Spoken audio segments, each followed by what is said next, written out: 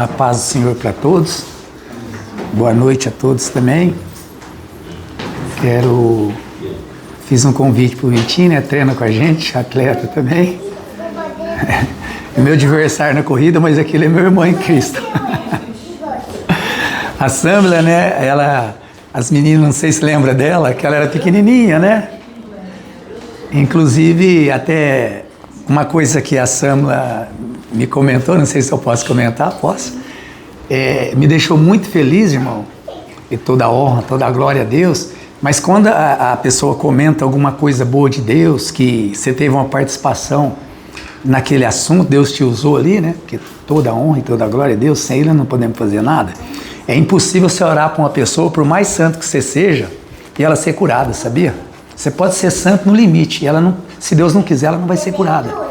Lembra que nós estudamos isso é uma coisa para a gente gravar na cabeça, para a gente saber quem é Deus e quem é nós. Nós não colocar na nossa posição e Deus na dele. Se nós colocarmos nós na nossa posição, nós entenderemos onde que Deus está. Agora, se nós não colocarmos nós no nosso lugar, nós vamos pensar que talvez nós somos até maior que Deus em alguns momentos. Isso aqui é bom lembrar, irmão, trazer a memória nossa. Lembra de Atos 3, quando Pedro diz para aquele homem, levanta e anda, o coxo, e o povo ficou tudo maravilhado, né, extasiado com aquela maravilha, o homem era aleijado, de repente está andando. A primeira coisa que Pedro falou para eles foi o seguinte: vocês estão pensando, por acaso vocês estão aqui bajulando nós, vocês estão pensando que é por nossa santidade e nosso poder que esse homem levantou? Olha só, me entendeu a mensagem? Está dizendo assim, olha, vocês são nécios. Vocês estão achando que o homem, por mais que ele seja santo, ele não tem poder para fazer uma pessoa andar. Aí ele vai justificar, vai explicar para eles. Falar, isso aí foi aquele que vocês mataram. Lembra quando Pilatos queria libertar ele, vocês falaram, os crucifica? Há uns dias atrás. O justo, o santo, o Filho de Deus. Foi ele. Nós somos testemunha disso, do que nós estamos falando para vocês agora. E pela fé nossa, no nome dele, olha, você viu que já mudou? O nome teve que entrar em ação.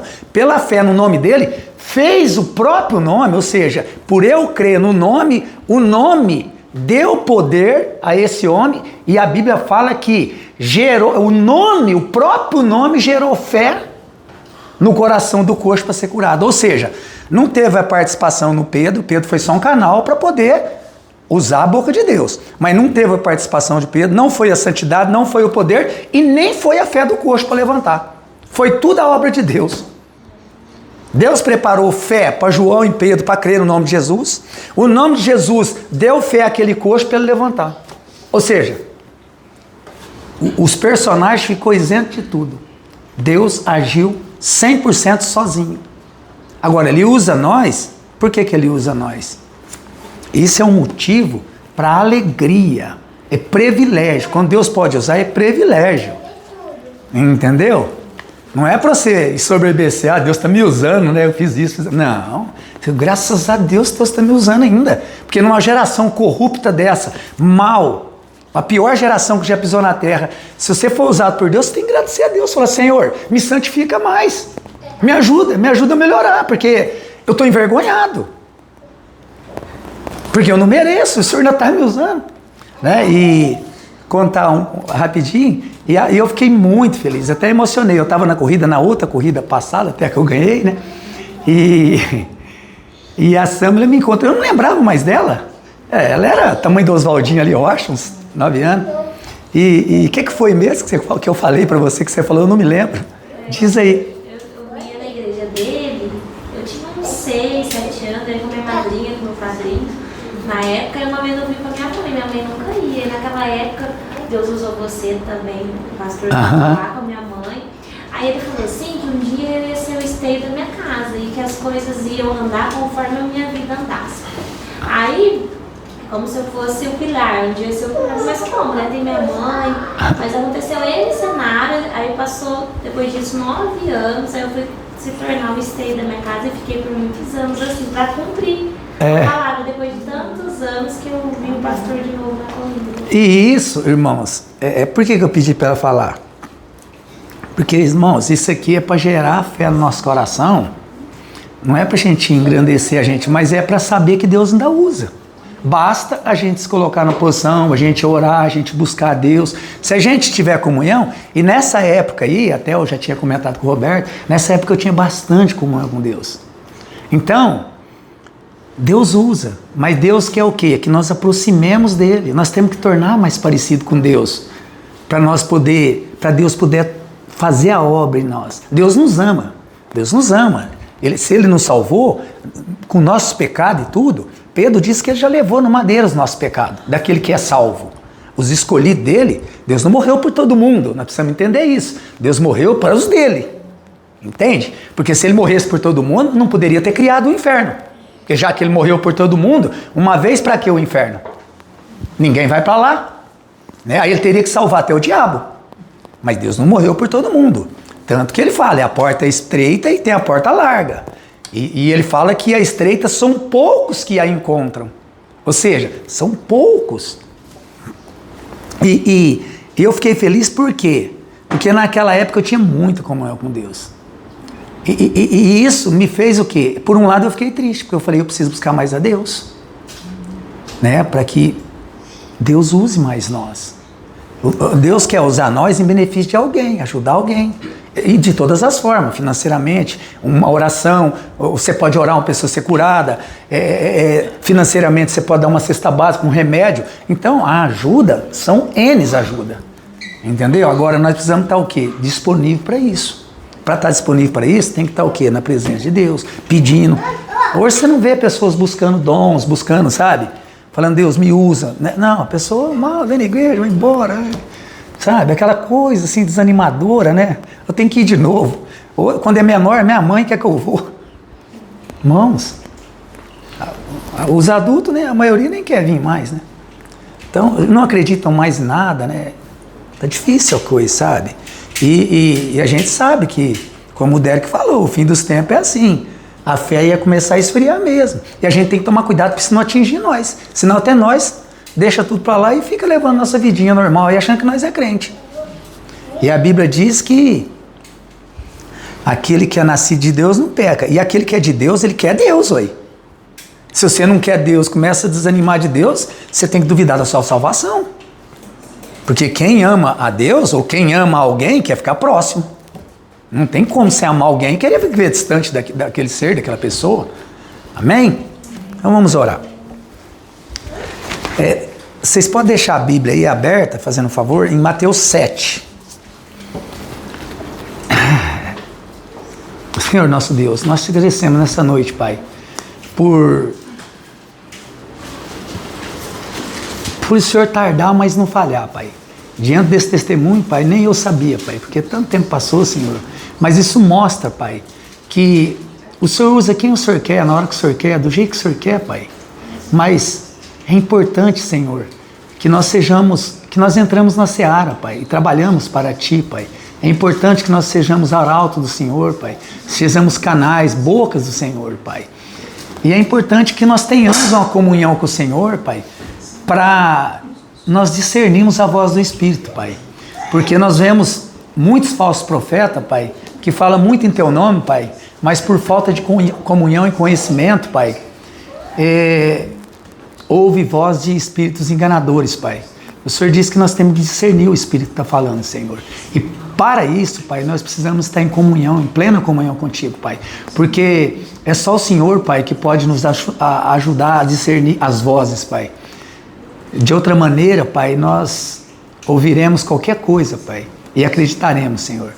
Mas nós te pedimos, Pai, que todos que estão aqui, Pai, possa sempre ouvir a voz do Senhor, Pai, possa sempre estar olhando a Sua Escritura, Pai, estudando a Tua Palavra, Pai, orando, buscando o Senhor em primeiro lugar, Pai, para que todas as coisas nos vá bem, Senhor, porque aquele que está na Sua presença, Senhor, ainda que ele passe pelo vale da sombra da morte, Pai, o Senhor estará lá com ele, Pai.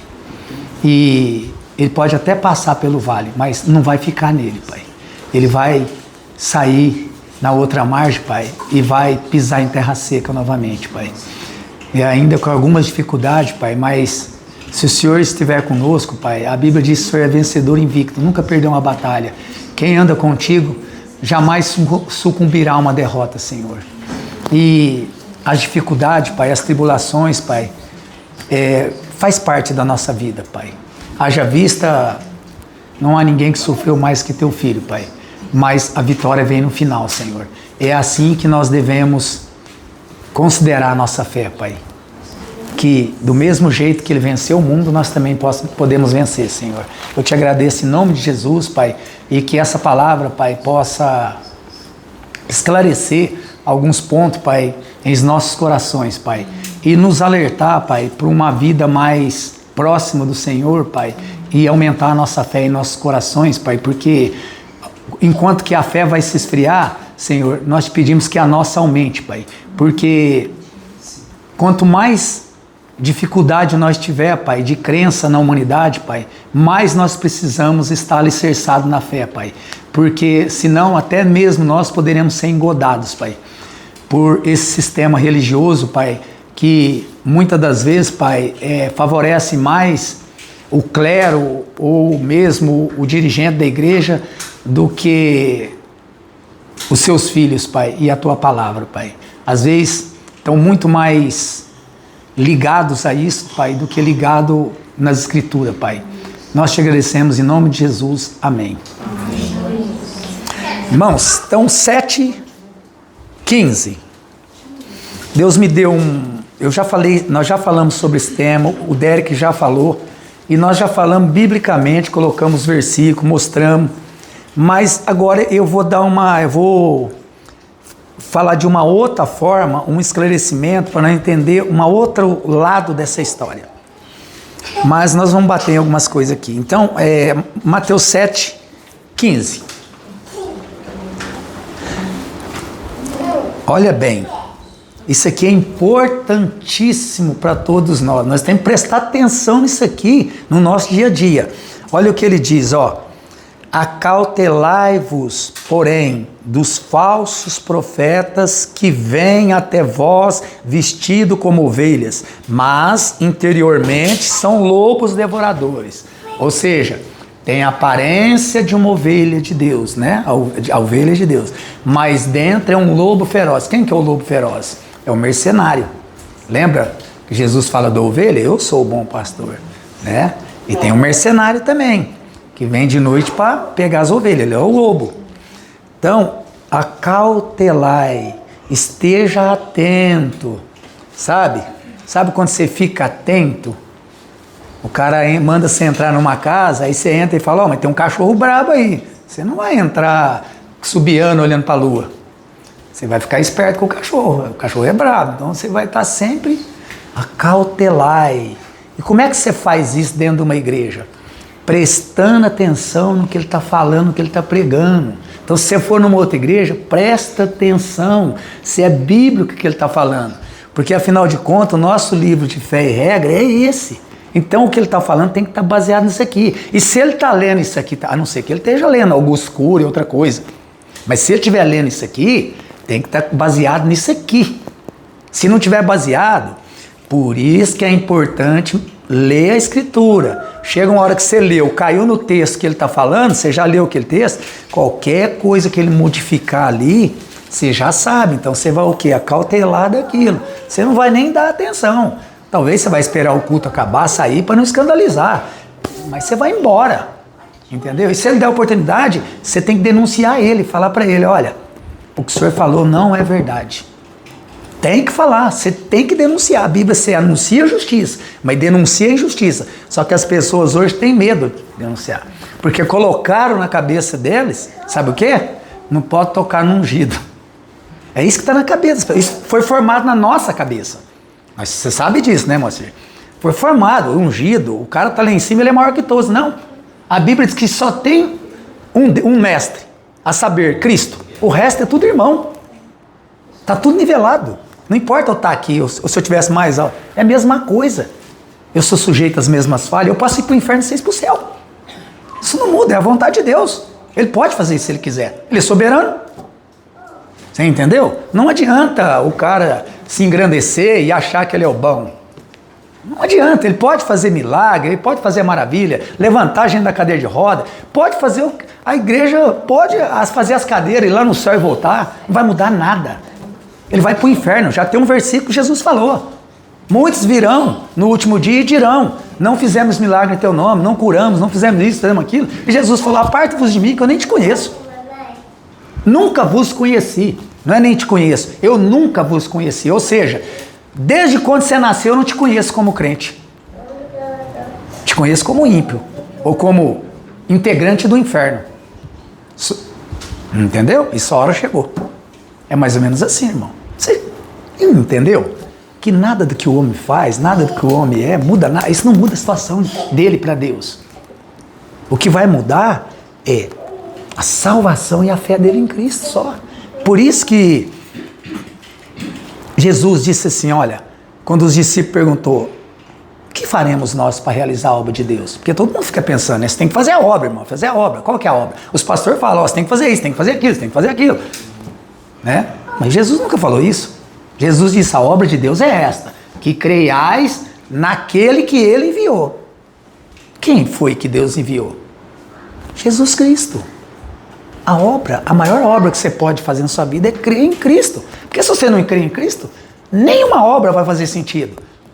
Nenhuma obra pode ser bonzinho, você vai ajudar as pessoas, mas você vai para o inferno. Você não crê em Cristo, pode dar cesta básica, pode levar cobertor, pode ajudar os mendigos, levar comida. O que vai mudar essa vida? Porque se Deus te salvar pelas essas obras que você está fazendo, não precisava Jesus ter morrido. É simples. Não precisava aí. Porque é fácil fazer obra. Se tem um pouquinho de dinheiro, você faz. Um bom coração, você faz. Não precisaria ter morrido. Entendeu? Então, muitas das vezes, nós trocamos a obra verdadeira, que é a de Cristo, por obras humanas, carnais. Né? Talvez até o dízimo, né? Pode fazer algum efeito nisso aí. Eu já ouvi falar isso. Né? Tem um pastor aí, famoso, entre aspas, né, na televisão, que diz que se você não dá o dízimo, você está roubando a Deus. Se você está roubando a Deus, você vai para o inferno, porque os ladrões não vão entrar, nem os fornicadores não vão entrar. Ele encaixa aquela lista e fala, os ladrões, realmente, os ladrões não vão entrar. Mas os ladrões não arrependidos, que não mudou de vida, que teve uma oportunidade não mudou, mas se ele mudou, se Deus salvou ele, acabou, ele entra. O ladrão da cruz entrou hoje. Qual a diferença do ladrão hoje, do ladrão da cruz? Era um ser humano como ele não era um eteu da cruz, ele era igual a nós. Qualquer um pode entrar, desde que Deus salve ele. Agora, a única coisa que você não vai entrar é achando que você é bonzinho demais para Deus para poder entrar.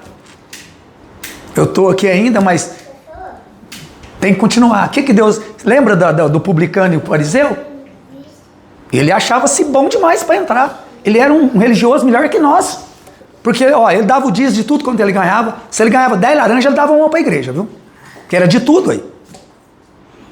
Ele jejuava 2 vezes por semana, não jejua nenhuma. Ele orava mais 3 vezes por dia, 2, 3 vezes. Ou seja, ele era um cara assim. Se fosse hoje nossa igreja, olhando humanamente, você vai, esse cara é perfeito. Esse cara é um cara que realmente tira tempo para Deus, serve a Deus. E ele falou ainda, ó, ainda não sou como esse roubador aqui que está do meu lado, que era o publicano, porque ele cobrava imposto, né? E aí naquela época os publicanos cobravam às vezes o imposto um pouco mais do que devia. Então era chamado de ladrões, né? E o que fez o publicano? O publicano, humanamente falando, ele falou, puxa, ele está bem qualificado. Perto de mim ele está bem qualificado. O que o publicano falou? O publicano não tinha o que falar para Deus, porque ele não tinha, ele fazia tudo errado, ele não fazia nada. Ou ele fazia tudo errado ou ele não fazia nada. Quer dizer, fica na mesma, né? Ele era praticamente o inerte. Mas o que ele fez? Ele reconheceu que ele não fazia nada e ele reconheceu que ele só ia para o céu se Jesus fosse por ele. O que ele falou? Olha, ser propício a mim, pecador. Não tem nada para te oferecer. E é quando você não tem nada para oferecer para Deus, é aí que ele vem até você, porque você mostrou a dependência total. Eu não tenho obra, você entendeu? Ele estava falando de obra, o que ele fazia, ações com as próprias mãos. Nós temos que tomar muito cuidado. Isso é uma linha muito tênue. Você achar que eu faço, o outro não faz, né? Eu sou melhor que o outro. Mas você não é, não. Se você fazer mais do que o outro, a única coisa que vai acontecer, Deus é justo, você vai ter mais galardão. Só isso. Mas o céu é tanto dele quanto o seu. Se ele te salvou, o céu é dos dois. Agora, é bom que você trabalhe e entra na seara e trabalha como nós falamos aqui. É bom porque você vai ter galardão. Deus tem prazer quando você trabalha assim. Mas não para sua glória. A glória dele. Tudo que Jesus fazia era para glorificar o Pai. É simples isso. Então, isso já quebra toda a nossa resistência e, sabe, nossa altivez. Só que nós temos que colocar isso no coração. Porque senão tem muito transtorno aqui que vai para o outro lado. E eu tenho percebido, sabe, no meio de muitas igrejas, até na nossa um pouco, que vai um pouco para o outro lado, por falta da gente entender que a obra é tudo de Deus, é Ele que faz do começo ao fim, Ele que chama, Ele que escolhe, Ele que salva, Ele que mantém, Ele que nos mantém aqui vivo, Ele que vai nos tirar a vida, Ele que nos deu a vida, e Ele que vai nos levar para o céu, e nós não vamos fazer nada. E é nada mesmo, não vamos fazer nada. Nós só vamos começar a fazer alguma coisa se nós não crermos em Deus. Ou se nós não for salvo, aí nós começamos a fazer tudo quanto é coisa para gerar alguma coisa, algum agrado no coração de Deus. E Deus não agrada de nada, não é que Deus não agrada, mas Deus não precisa de nada que nós fazemos. Por quê? Deus até pediu para que nós fizéssemos durante 4.000 anos. Ninguém conseguiu agradar o coração de Deus. Por isso que Jesus veio. Então quando você pensa assim, Jesus veio, é porque eu não consegui agradar a Deus. Bom, se eu não consegui agradar a Deus antes, eu vou agradar agora? Se agora eu estou pior do que Moisés, pior do que todo mundo lá atrás? Então não tem como se agradar a Deus.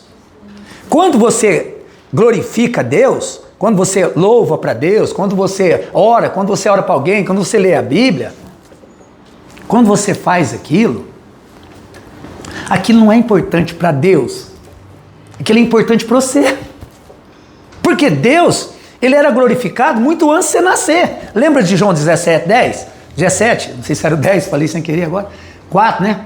Me dá a glória, me devolve a glória que eu já tinha contigo antes da fundação do mundo. Você nasceu antes da fundação? Não. Ele está falando que ele já era glorificado.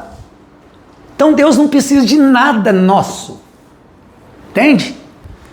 O que nós precisamos diante de Deus é só viver em obediência a Ele. Obediência, Ele só isso. Obediência em temor, reverência, sabe? Não desagradá-lo. Por que não desagradá-lo? Porque ele vai ficar tristinho? Não. Deus não depende da sua alegria que você pode dar para ele ficar feliz também. Não desagradá-lo porque ele amou nós de tal maneira que ele entregou o seu Filho único para nós. Se uma pessoa amar você, isso é simples. Imagina que você vai para o corredor da morte hoje. Aí chega um pai de família e pega o filho dele e fala: olha, Moacir, eu posso trocar o Moacir por meu filho? Vou pôr ele no lugar, na cadeira elétrica lá. Aí o juiz fala: olha, eu preciso exterminar porque tem um crime e uma vida tem que pagar. Você quer entrar no lugar dele? Quero. Você não seria grato o resto da sua vida por aquele ser que morreu no seu lugar? É simples. É só você pensar em Cristo da mesma forma. Ele deu o que você nunca pode dar, o maior valor, a vida dele. E o que Deus não poderia fazer por nós? Se Ele já entregou o Filho dele. Tem alguma coisa mais valor do que a vida de Cristo? Então é só nós ficar o quê? Na dependência e na presença. E não desagradá-lo, não porque Ele precisa ser agradado. Mas é por gratidão. Nós agradamos Ele por gratidão. Porque nós entendemos que se não fosse Ele, nós estaríamos no mesmo curso de qualquer ímpio. Ia para o inferno. Lá onde o bicho não morre, o fogo não apaga. Amém? Vamos ler aqui também Mateus 7, 21. Nós lemos: acautelai dos vossos profetas, né? Dos profetas, né? E agora aqui, ó. Nem todo que me diz Senhor, Senhor, 7:21. Nem todo que me diz Senhor, Senhor, entrará no reino dos céus, mas aquele que faz a vontade do meu Pai que está no céu. Vontade de Deus, obedecê-lo nos seus desígnios. Obedecê-lo, Ele tem suas leis, seus princípios. Deus fala no coração de cada um. Você vai ler a Bíblia vai te mostrar como você tem que fazer. Tem os mandamentos, você tem que honrar seu pai, sua mãe, são leis universais. O seu dever é orar, buscar a Deus, ter comunhão com Ele. Por quê? Ele é seu norte, Ele é sua vida, Ele é seu fôlego, é sua inspiração, Ele é tudo seu. Ele é até a sua comida. Lembra, Jesus falou? Uma comida eu tenho para comer, fazer a vontade do meu Pai. Então é isso. Deus só quer comunhão. Quando Deus fez Adão, Ele fez o quê? Para quê? Para ter comunhão com Ele, mais nada. O resto Deus deu para ele. Falou, ó, cuida do jardim, faz assim, ou seja, me obedece aí, nesse pedaço que eu te pus, nesse paraíso. E o resto eu farei, só me obedece. Depois nós vamos ter comunhão. Você vai aprender muito comigo. Nós vamos trocar ideia, vamos dizer assim, como nós falamos. Só isso.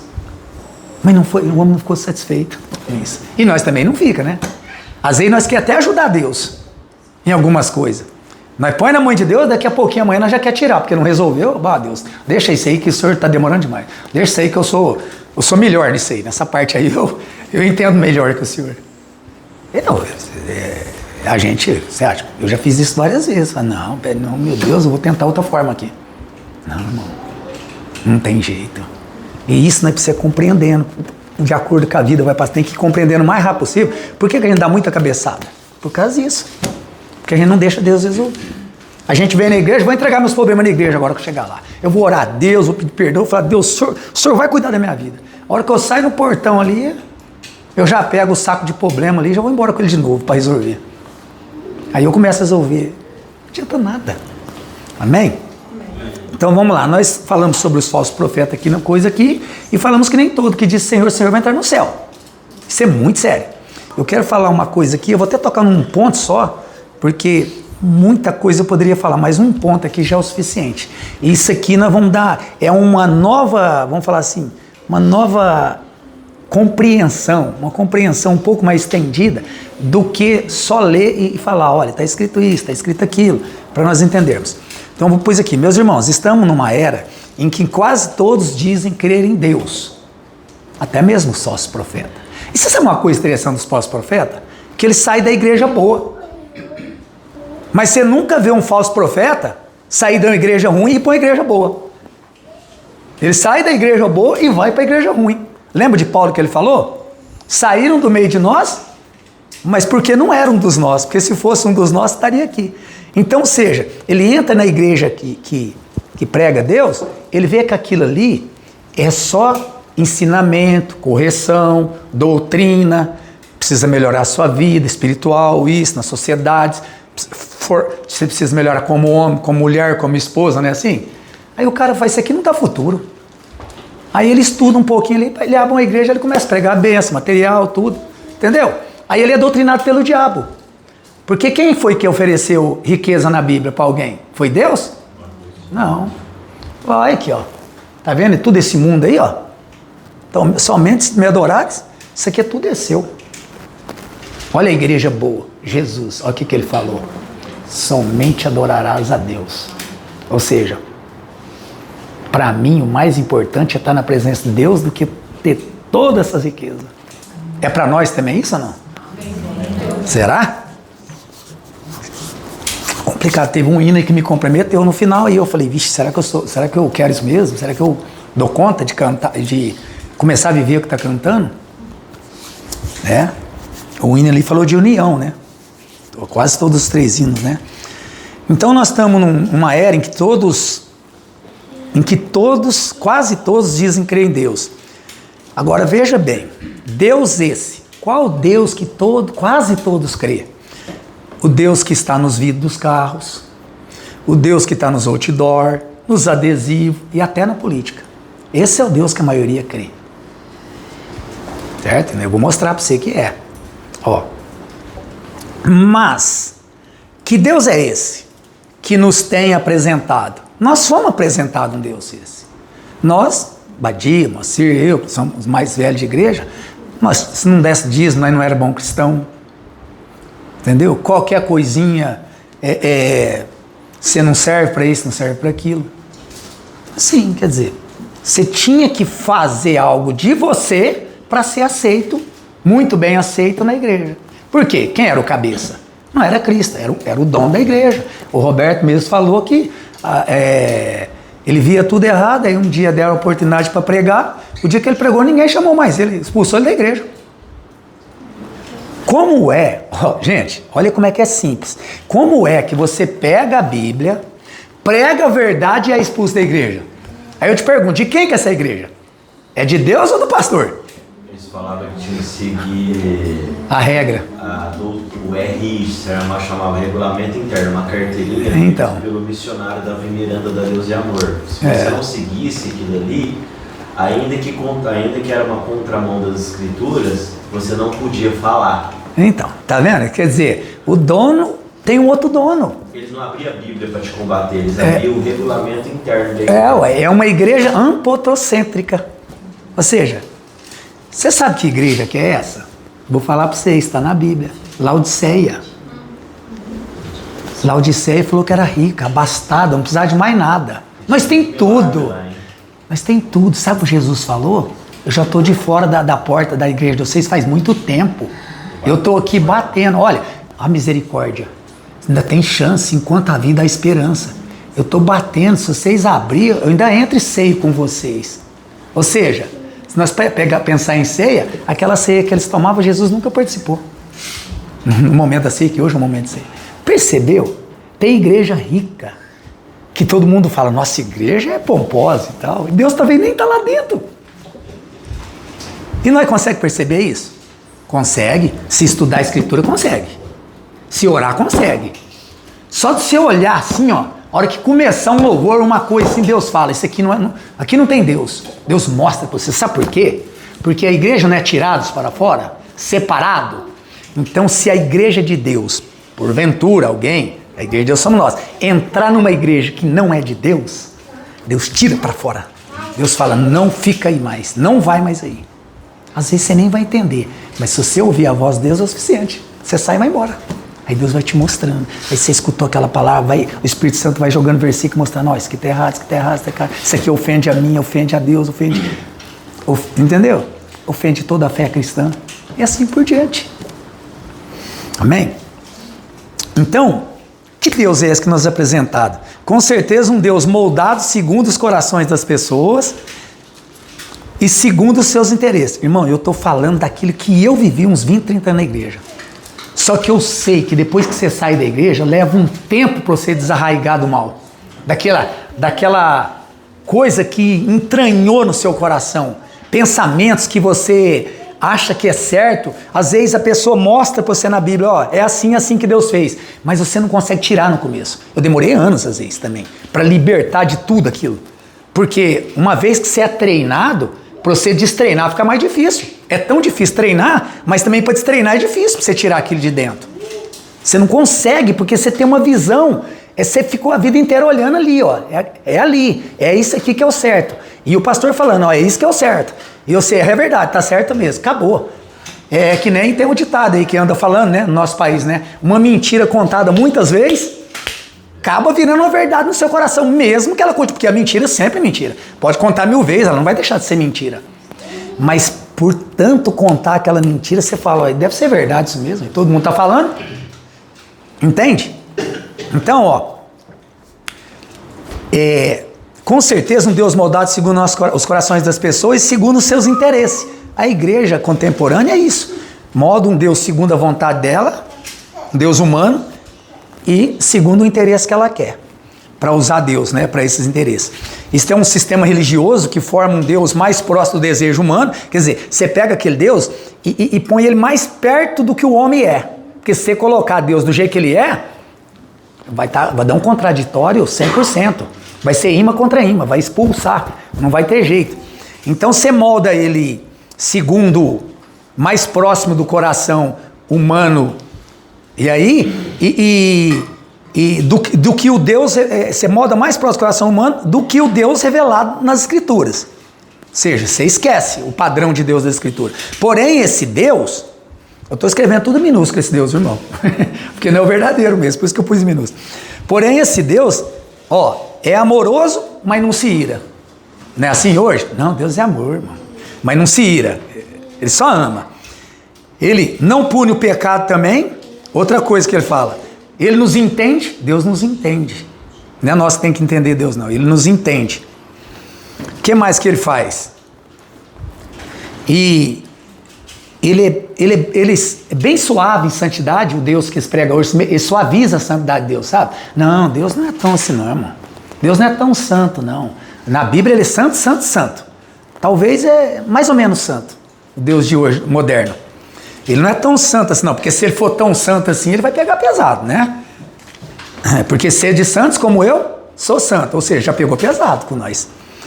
Não exige disciplina, ou seja, como a gente diz, né? Bem fofinho mesmo, né? Aquele Deus aconchegante, parece um ursinho, né? Eu vou dormir com Deus agora. Bem fofinho mesmo. Um Deus que está na igreja somente para servir e realizar sonhos, não requer santidade, ou seja, um Deus feito para cada gosto. Esse é o Deus de hoje, irmão. E não tem o que tirar, eu tenho observado, não tem, é isso mesmo. Para uns, ó, aí vem as doutrinas. Para uns ele é uma energia, né? É só uma energia. E nem a pessoa não é, porque a Bíblia diz que Deus entristece, Deus sente. Ué, energia, eu nunca vi energia ter algum sentimento, algum sentido dos 5 sentidos, né? Outros dizem que basta você guardar um dia da semana, tá tudo certo já. É ali que é o carro-chefe. Guardou aquele dia, o resto, se for meia boca, tá bom. Outros dizem assim, que é só determinar que ele faz. Vamos determinar aqui, vamos fazer uma corrente, todo mundo aqui, ó, em transe, Deus vai resolver nosso problema. Mais um pouco agora, né? Porém, né, o contrário disso aí, né? O que acontece? Isso não passa de pessoas, o quê? Vaidosas, que está dentro da igreja. Supostos crentes, vaidosos, que estão ali nos interesses deles, né? E que projetam um Deus na condição de um servo. Ou seja, Deus é um servo, não é? Jesus falou que maior é o que serve. Já na igreja, nós tem que ser o patrão e Deus o serve, ele tem que nos servir. Ele projeta Deus com um servo para quê? Para assumir o trono de Deus. Então ele passa a ser o Deus da igreja, Deus passa a ser o servo dele. O Papai Noel fora de época, que está ali só para te dar tudo que você precisa. Porque você é muito especial. Você nem pecado tem, né? Você faz tudo certinho. E aí, nós vamos falar agora, vamos voltar aqui, que depois nós vamos voltar aí, na página 2. Eu vou voltar aqui. Eu fiz uma salada aqui, mas vai dar certo. Um Deus frágil, um Deus frágil que precisa da nossa aprovação para agir, porque se nós não fazer, Deus não vai fazer também. Precisa da nossa aprovação para agir. Isso é puramente idolatria. Eu coloquei aqui. E você sabe o que é o pior da idolatria? É uma idolatria sem imagem. Ela está no oculto do coração. Porque quando é uma imagem, você ainda sabe, né? Eu estou idolatrando aquilo ali. Ô, irmão, isso é idolatria. Não idolatra isso aí, não. Idolatrando o garrafão, não idolatra ele, não. Agora, o duro é idolatrar uma coisa oculta. Ou seja, você engana a si mesmo, né? Estão em idolatria, e o pior que é sem estátuas. Basta imaginarmos ele como nós queremos que ele seja. Imaginou o Deus que você quer, aquele Deus vai se formar dentro da igreja. Agora tem um detalhe, por que isso acontece? Entra o homem natural, porque a pessoa não é espiritual, por isso que ela forma um Deus assim, porque o homem natural, ele não consegue entender que o fato de que Deus ser absolutamente puro, separado do pecado, ele não tolera qualquer impureza. Ou seja, o natural não entende isso, mas o espiritual sabe que Deus não tolera alguém querer tomar o lugar dele. Então, a gente vê o quê? Que há uma naturalidade dentro da igreja, falta de espiritualidade. O Espírito Santo não está ali, conduzindo a mente e o coração daquelas pessoas. Eles são o próprio Deus lá dentro. Então, a sociedade cria um Deus que compreende as nossas fraquezas, entende o nosso coração, mesmo quando optamos por desobedecê-lo. Até quando a gente desobedece. Mas a Escritura é clara. Sem santidade, ninguém verá o Senhor. Ninguém verá a Deus. Hebreus 12, 14. Portanto, a santidade é a essência do ser de Deus. Não é um detalhe. Não é um atributo separado a santidade. A santidade é o todo de Deus. Da santidade sai todos os atributos. Ele é santidade em essência. Por isso que a santidade dele é no superlativo. Não tem como você colocar o tamanho da santidade. Por isso que é santo, santo, santo, santo. Ou santíssimo, que é no superlativo também.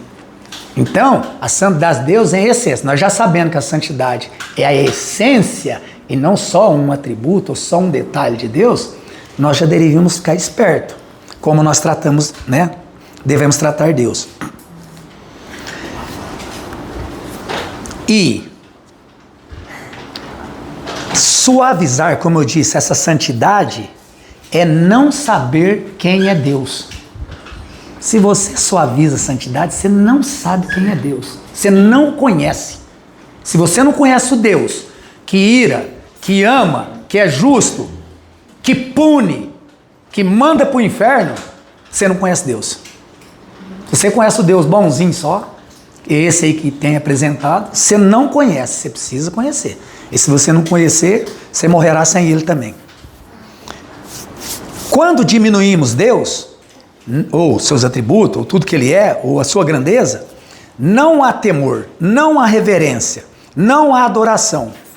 Quando sua santidade é suavizada, o homem continua confortável em seus pecados e acreditando na mentira de que Deus jamais o confrontará e vai manter ele na sua rebeldia. É assim que as pessoas pensam. Não, Deus é bom. Quer dizer, ele não procura a santidade, não vê o poder de Deus, não sabe quem Deus é, e ele acha que Deus vai manter ele nos pecados dele. E ele fica nos pecados dele, porque ele acha que Deus está matando. Outra parte dessa mentira, aqui eu estou falando, irmãos, que é um processo dos falsos profetas. É assim que eles fazem. Eles fazem nós compreender dessa forma. Outra parte dessa mentira é que Deus é somente amor, mas nunca justiça. Um Deus que ama a todos, mas que nunca julga, nunca pune, nunca se ira. Esse tipo de pensamento é que é uma afronta ao caráter de Deus. Mas entre todas essas mentiras pregadas sobre Deus, olha bem, essa aqui é uma das mentiras mais, vamos falar assim, preocupante. Provavelmente a mais arrogante é essa. A ideia de que ele deve satisfações a nós, a criatura. A ideia de que ele precisa. Eu vou dar um exemplo disso. Nós vamos olhar aqui, na página onde eu estava aqui de novo, nós vamos ver sobre isso aí, ó.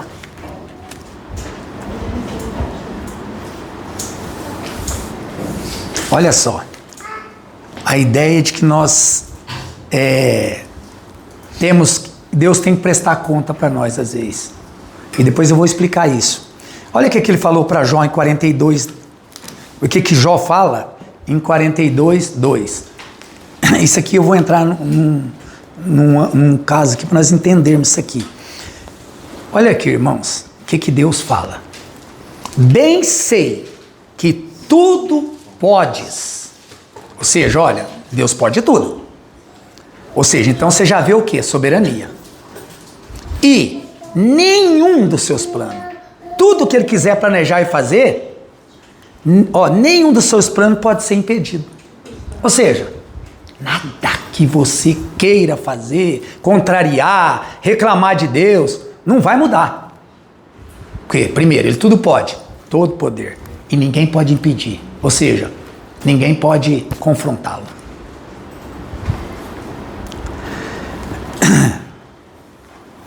E tem cristão, agora nós vamos entrar numa parte. E até hoje, irmãos, está lotado, deve ter uns 15, 20 milhões. Eu vou entrar nesse campo aqui, que eu falei que nós já falamos muito sobre ele, eu quero falar de novo, para assim ficar bem claro, e se não ficar, não vai ficar mais. Nós ainda, como cristãos, nós achamos ainda que nós perdemos a salvação.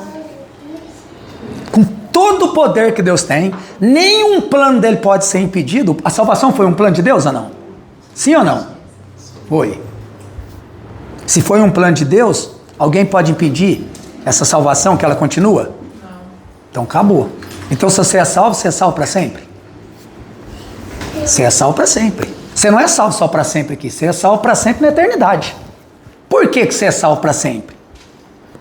Simples, porque Deus não salvou você pelo que você era. Deus não salvou você pelo que você era. Você não tinha nada para oferecer para Deus. Você é salvo para sempre porque você não pagou, você não mostrou fidelidade, você não mostrou amor por Ele, você não mostrou nada. Foi simplesmente porque Ele desejou e quis salvar no coração dele. Por isso que é para sempre. Porque se fosse para mostrar alguma atitude que beneficiasse a sua salvação, aí você não seria. Porque aí Ele ia começar a olhar a sua vida, seu dia a dia, seu cotidiano, aí Ele ia te salvar. E como é que você sabe que você não precisou ajudar Ele em nada? Porque Ele te salvou antes da fundação do mundo. Gente, é difícil nós pôr isso na cabeça. Faz mais de 6.000 anos que veio o primeiro homem. Quem é salvo já foi salvo lá. Se você já foi salvo lá, aí se você falar, não, mas eu posso perder a salvação, então você está falando que Deus não tem onisciência. Que lá na frente ia acontecer um caos tão grande que Ele fez uma besteira salvar eu aí. Ou você não acha que Deus, lá na fundação do mundo, Ele não estava aqui em 2025, vendo a hora que você está salvando, projetando tudo isso e planejando e fazendo isso acontecer? Deus não te salvou naquela hora que você subiu, aceitou Jesus lá, supostamente, né? Não. Deus te salvou lá, porque Deus Ele é atemporal. Deus, Ele está vendo Jesus crucificado agora, Ele está vendo Jesus no céu, Ele está vendo você nascer, Ele está vendo você morrer, tudo está patente aos olhos dEle, futuro, presente, passado, está patente aos olhos dEle. Entendeu? Hoje, você fez uma confissão, quando você foi salvo, você fez uma confissão pública, é só para os outros humanos ver que você é salvo, mas para Deus, se Ele te escolheu, você já está salvo antes de você nascer, entende? Ninguém pode frustrar o que Deus faz, gente. Nós precisamos tirar isso da cabeça. E eu quero falar uma coisa aqui sobre isso. Irmãos, isso aqui, nós estamos aqui para ir para o céu. Nós não estamos aqui para massagear ego de ninguém. Nós precisamos ir para o céu. Se você achar que você perde a salvação, você pisa no sangue de Cristo. Você está dizendo, Jesus, a sua obra não é tão poderosa assim. Porque pode acontecer no meio do caminho que eu, sendo um mero mortal, destrua ela. Não é isso? Porque se você pode perder a salvação, um mero mortal pode destruir o que Deus fez. Então o que você fez? Você está dizendo para mim que Jó 42:2 é uma mentira. Por quê? Se ninguém pode frustrar o plano nem as obras dele, e eu consigo, ou eu sou mais poderoso que Deus, ou Deus está errado, alguma coisa está acontecendo aí. Aí eu tenho que pôr na balança eu e Deus, para ver quem está certo. Você foi salvo. E por que eu vou focar nisso aqui? Talvez até pare aqui. Eu vou focar nisso aqui para uma outra coisa. Porque tem um detalhe aqui que o inimigo pode usar a sua vida contra você. Se você falar assim, olha, mas eu errei, a primeira coisa que ele vai fazer é judiar você. Vai falar que você não vale nada, que você estava bem na igreja, mas aí, tá vendo? Ó, qualquer coisinha você já cai, que cristão que você é. Ele vai te punir. Você acha que Deus vai te levar para o céu? Por quê? Porque você mesmo já se condena. Vai ficar mais difícil você voltar para Deus. Vai ficar mais difícil. Porque você já está auto se condenando. Eu não estou falando que você não está reconhecendo o seu pecado. Eu estou falando assim, puxa, estava salvo, agora eu pequei, eu errei, e agora que... Você entendeu? Você vai entrar, você mesmo vai se condenar sem que Deus queira. Aí, você já leu 50 vezes 1 João 2. Filhinhos, digo isto, o quê? Ensino o evangelho para vocês, ensino as doutrinas, os princípios da Bíblia, para que vocês não pequem. Isso aqui, vocês estão lendo, nós estudamos, para nós não pecar. Mas, por que ele falou? Mas se porém pecares, é porque Jesus, quando ele morreu, ele falou, não peço que os tire do mundo, mas que os guarde. Jesus sabe que no mundo, Deus sabe, cedo ou mais tarde, você ia pecar. Você ia pecar, ele sabe. Você acha que Deus salvou você? Aí ele fala, puxa vida, mas ele vai perder a salvação porque ele vai pecar. Você acha que isso já não estava no plano de Deus também, que você ia pecar? Você acha que Deus não sabia? Estava oculto para ele que você ia pecar. Eu salvei ele, mas assim, né? Eu espero, viu, Esther? Te salvei, mas eu espero que você não peca, viu? Agora você está salvo, viu? Ou seja, então eu não sei que você vai pecar. Se eu sou onisciente, eu te salvo. Eu sou onisciente e eu sei que você vai pecar. Não seria uma coisa meio estranha eu te salvar sabendo que você vai pecar e perder a salvação? Bom, mas da mesma maneira, mesmo eu sabendo que você vai pecar, eu salvei. Então por que mesmo assim eu te salvei, mesmo sabendo que você ia pecar? Porque ninguém pode frustrar o plano, o projeto que eu fiz para você. Nem mesmo você. Aí vem uma pergunta. Ah, mas e se eu endoidar aí e começar a fazer tudo errado? Você não vai endoidar. Por quê? Porque você tem o Espírito de Deus que conduz você. Porque se você endoidar, você nunca foi salvo. É simples. A marca da sua salvação é o temor do seu coração por Deus. E quem colocou? O Espírito Santo que norteia você, como Jesus disse para os discípulos. Ele vos guiará a verdade. De outra forma, se ele não guiar a verdade, você vai desnortear mesmo. Mas se ele não tiver no seu coração e não guiar a verdade, ele não te salvou ainda. Porque na medida que ele te salva, o Espírito pousa sobre você, como pousou sobre Jesus. Então, e por que o Espírito está ali? Para isso, nortear você nos momentos de fraqueza. Para não deixar você cair de vez. Entendeu? Então quando você vê, mas o pastor estava 30 anos na igreja lá, caiu, casou com a mulher lá, largou a dele, fez... Ele nunca foi salvo. Porque quando você fala o pastor, você está olhando no dote dele, que ele pregou 30 anos, ele pregava bem. O que muda isso? A salvação é de Deus, é invisível. Não é ele que, não é a obra dele, não é porque ele pregou 50 anos que ele é salvo. Entendeu?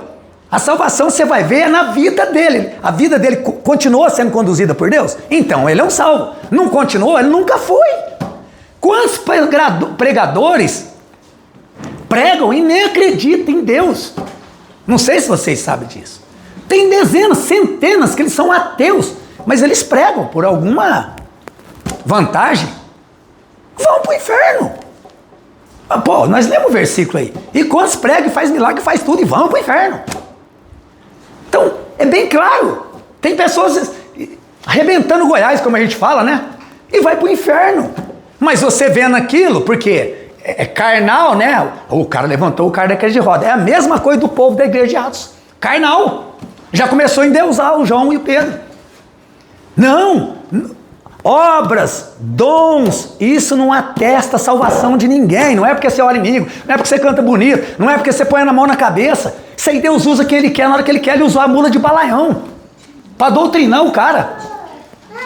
Ele usa quem ele quer, ele faz o que ele quer. Mas não é isso que atesta a salvação. Atesta a salvação é assim, ó. Quando eu peco, agora vamos lá. Mas se eu pecar, é simples você saber se é de Deus ou não. Se você pecar, você vai arrepender. Você vai sentir uma dor, uma ingratidão por você ter feito aquilo contra Deus. Tem exemplo na Bíblia. Lembra do filho pródigo? Eu vou voltar para a casa do meu pai e vou falar para ele que eu pequei contra ele, que eu pequei contra os céus. Davi, pequei contra ti somente. Gera um arrependimento genuíno. Deus sabe que você peca, você pecou, você não deu conta. Mas você não é um pecador de carteirinha, aconteceu. Você perdeu a cabeça, estava nervoso, alguma coisa. E aí veio aquele Satanás ali para te acabar de... Entendeu? Mas você vai arrepender.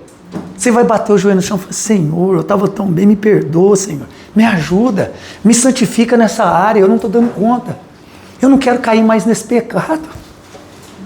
Mas, irmãos, e a gente não consegue acreditar nisso. Olha, Deus salvou nós, aí eu entrei na área do pecado, né? Mas se eu pecar, tem um advogado já no céu. Está escrito, mas nós não acreditamos. Você não precisa nem pagar advogado, já está pronto lá esperando. A hora que a causa chegar lá com o diabo te acusar, Jesus fala assim, olha aqui, Senhor. Olha minhas duas mãos furadas, olha meus pés. É nisso que você tem que acreditar. Porque senão você vive uma vida de sofrimento. Não é crença, não é fé. A pessoa que crê que perde a salvação, ela está em pecado, gente. Isso é pecado. Você desmerece a obra na cruz. Você não consegue ver aquele sacrifício como um sacrifício, como diz Hebreu, que valeu para todo sempre. Um sacrifício eterno. Deus não é uma pessoa eterna, Ele é eterno. Tudo que Ele faz tem que durar para sempre, para toda a eternidade. A não ser que Ele mesmo fala que o propósito é temporário. Eterno. Então, fica muito mais difícil ser levantado de um erro quando você não crê que Deus tira a sua salvação. Se você crê que Ele tira, vai ficar mais difícil ser levantado do erro. E o Satanás vai bater no você. Porque ele vai te acusar. É o acusador. Entendeu? E por que você tem que... E o que eu faço, irmão? Levanta a cabeça. Pede perdão. Você tem um advogado. E por que você deve pedir perdão? Claro, você tem que entender o que você fez. Deus sabe se você está sendo verdadeiro. Porque você pode escutar isso aqui e pensar como Paulo disse, ó, onde abundou o pecado, superabundou a graça. Então, já que ele está falando, eu fiz uma coisa errada, ô Deus, o Senhor me perdoa, o Senhor sabe, né? Onde abundou o pecado, superabundou a graça, então tem muita graça para os meus pecados ainda. Não é assim. Do jeito que eu estou falando aqui, eu estou sendo genuíno para vocês? De maneira nenhuma. Não tem um pesar pelo que eu fiz nesse tipo de fala. É um negócio diferente. O que é de Deus, ele vai sentir que ele ofendeu a Deus, entendeu? O pecado é o de menos, o que importa é o arrependimento. O pecado é o de menos depois que aconteceu, mas ele é muito grande antes de acontecer. Agora, se aconteceu, aquilo ali pouco importa. O que importa é você voltar para Deus. Deus te restaura, e a Bíblia diz que ele não lembra, nem lembra, e as pessoas continuam lembrando do pecado. Você sabe por que é difícil acreditar assim? É porque é muito simples. E você sabe por que é muito simples? Porque não está em nosso dedinho. Se nós tivéssemos que fazer alguma coisa, era mais fácil. Mas quando o cara fala para você, tá pronto, não precisa fazer mais nada. Aí você fica assim, mas como assim? Como assim? Como assim? Eu tenho que ajudar um pouquinho. Não é. Por isso que ele falou, detelestai, tá tudo, tá consumado, tá pronto. Eu estarei convosco até a consumação certa. Tá pronto. Irmãos, é a única forma de você glorificar a Deus de fato, porque você levanta a cabeça e fala, Senhor, eu errei, Senhor, mas me fortaleça, eu vou mudar. E aí você já começa a glorificar a Deus. Agora, quando você não crê nisso, você fica se condenando mais uma semana, mais duas, e Deus perdeu aquilo que você podia fazer para Ele, uma obra, a glória você não dá mais para Ele, porque Satanás consegue te convencer que você é uma pessoa que não tem o amor de Deus. Isso é importante para nós. Muitas pessoas vivem abatidas por isso.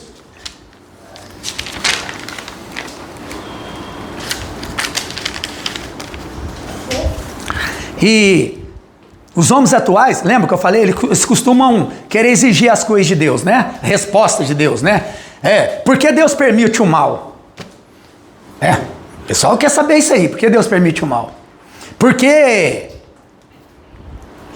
Ele escolhe um e outros não. Metade da população do mundo pensa isso. Por que Ele faz isso? Eu li lá atrás por que Ele faz o que Ele quer. Porque Ele é soberano, Ele faz o que Ele quer. Quem é a criatura para ensinar o Criador? Por que Deus permite mal? Porque Ele escolhe um não? Porque Ele não age conforme o que eu acho justo.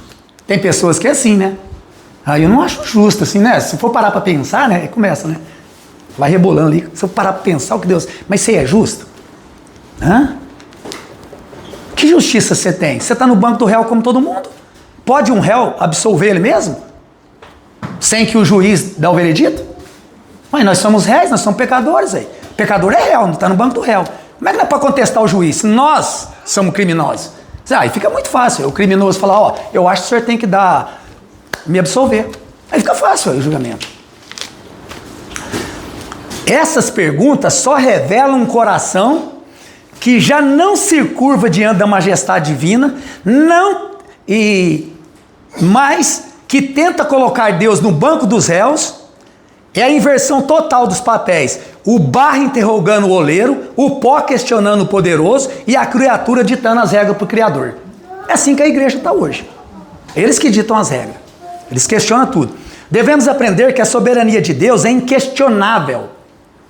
E nenhuma mente finita pode prescutar seus infinitos desígnios. Jó 42, como ele falou. Nada pode mudar meus planos. O homem exige muitas explicações porque não suporta reconhecer a sua pequenez, mas a Bíblia é clara.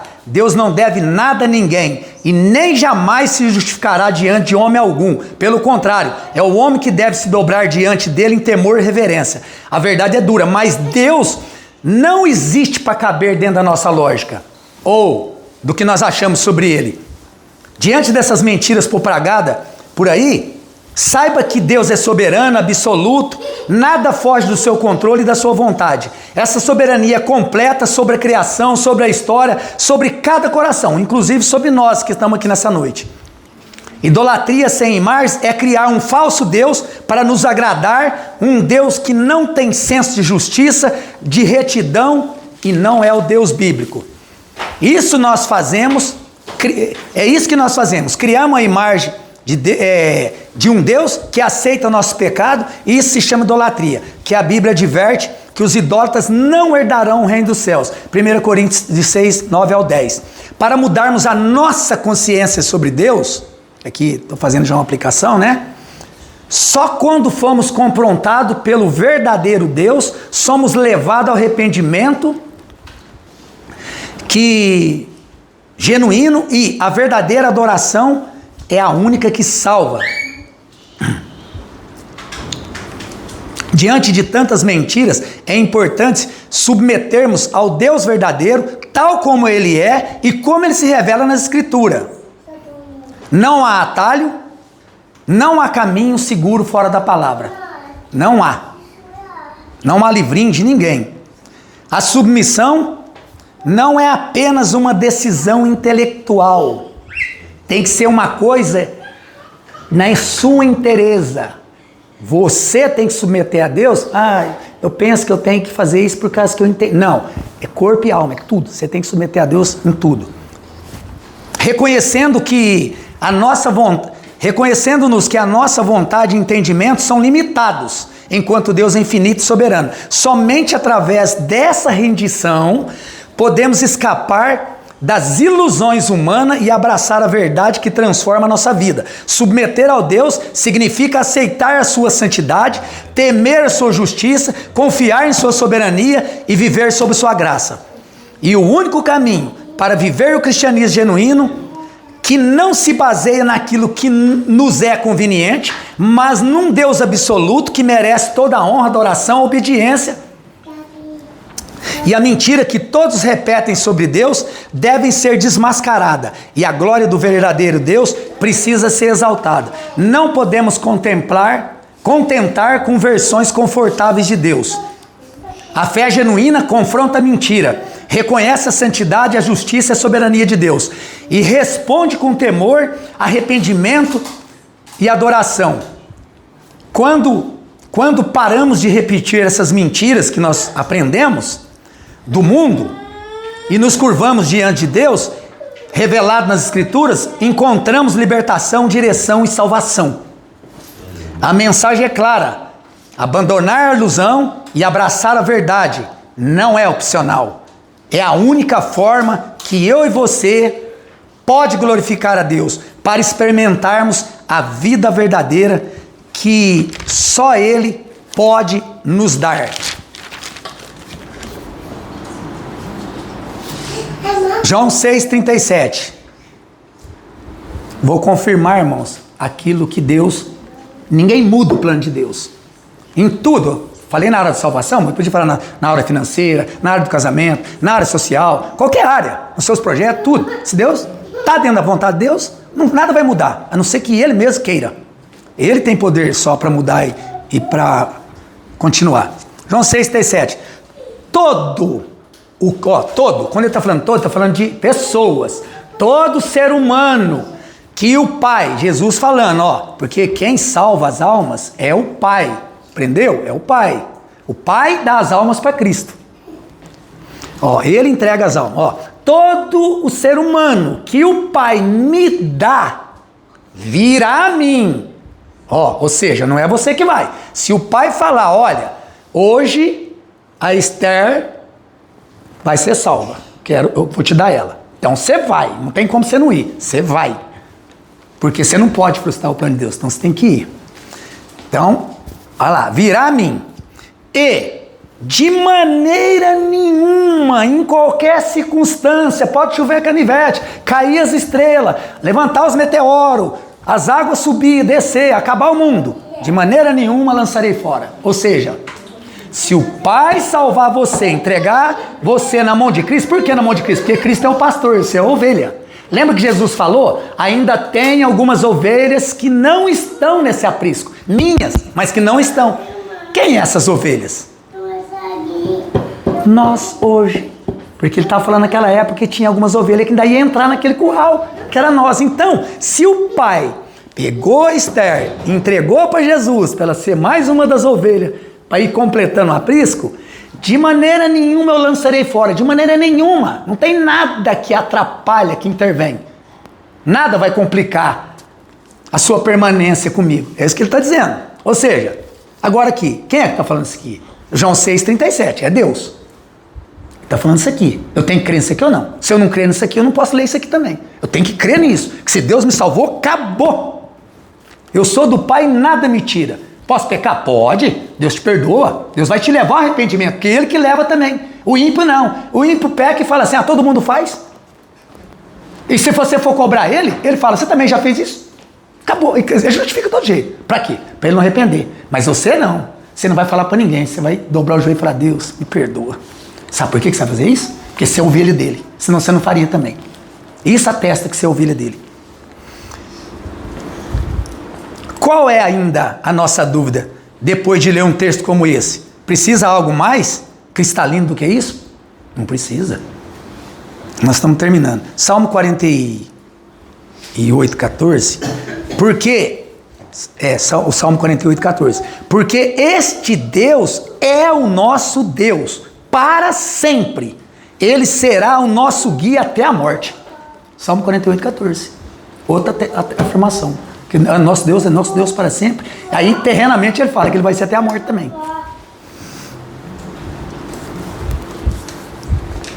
Medita, ao 49. Medita, eu fiz uma simplificada para entender melhor. Medita na sabedoria de Deus para que haja entendimento em seu coração. Amém? Glória a Deus. Então é isso aí, irmãos. Deus, se nós estamos na presença de Deus, estamos buscando a Deus, estamos lutando, pecando, buscando a Deus, irmãos, pode ficar tranquilo, irmão. Qualquer hora que Jesus chegar, você vai. Você não fica. Não fica. Não fica, porque Ele é Deus e ninguém frustra o plano dele. Amém? Então vamos fazer a ceia, Derek. Faz aí a